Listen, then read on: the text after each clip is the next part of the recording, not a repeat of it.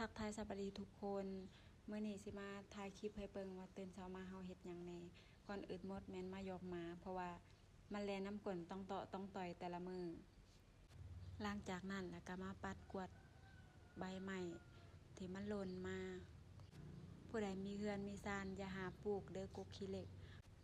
เพราะว่ามันเป็นดอกเป็นหมากตลอดฤดูกาลแล้วมันก็หล่นตลอดวินาทีเลยปัดแล้วก็ได้ปัดอีกปัดบ่อยู่บ่เซา